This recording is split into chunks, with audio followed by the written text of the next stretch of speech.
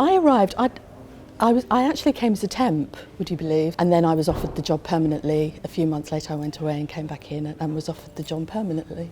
So that's how I arrived at Foster's. I had no history of Norman or architecture actually, really in general. It was just, for me, it was just a creative industry which I'd come from. And so that's what I wanted to go back into. I was working with Norman quite early on really, because we were very small. Everybody sat in the same space. It was tiny when I first joined. It was very small. You would walk around, I mean, essentially it looked like, because it was on Great Portland Street, you almost felt as if it was a showroom of some kind, so you didn't really expect it to be an architectural practice at all. It was a nice, welcoming environment, so if you were walking in, anywhere off the street or wherever, you would be greeted as if you were important.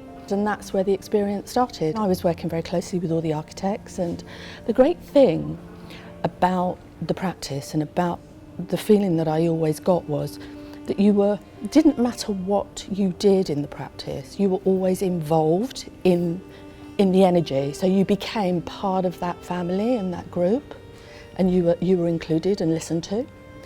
And I think that's what made it so unique, even at that point really, was that everybody felt as if they were working towards one amazing project, whatever you were working on.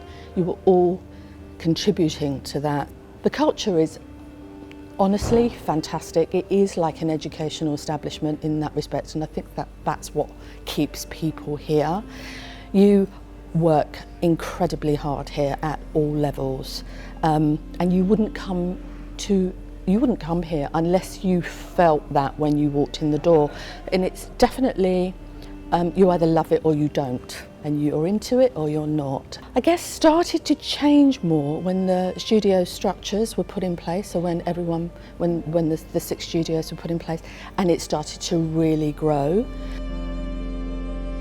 In the 80s, there were architects working 24 hours a day, but it didn't matter because they loved what they did.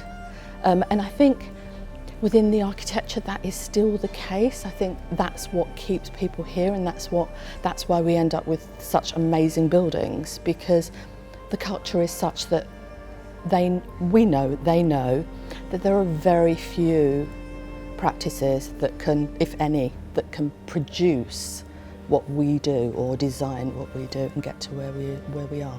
Valencia Congress Centre, and the reason for it is not necessarily the design, which I think is great, but because it was quite critical in terms of the practice at that time, so it came in, but we took the entire office to Valencia, so we flew everybody there, so about 450 people. And it was just fantastic. I mean, the whole experience was fantastic because we chartered 2 planes, took everybody over there, looked around the building, and it was one of the first major buildings I think we looked at from that respect. And it was just great fun. It was just lovely to see it. It was designed, and there we were enjoying it. I think Norman's vision has been consistent since the start, really. I mean, for me, Norman has a very clear vision and will always head towards it. He is very clear that anything is possible and that it's all about improving, so improving, but I think that was the same when we first started, really. He continually pushes the boundaries, but not just of the projects, but of the business as well, I think, and of what he wants to achieve and how he pulls people with that, so it's continually improving.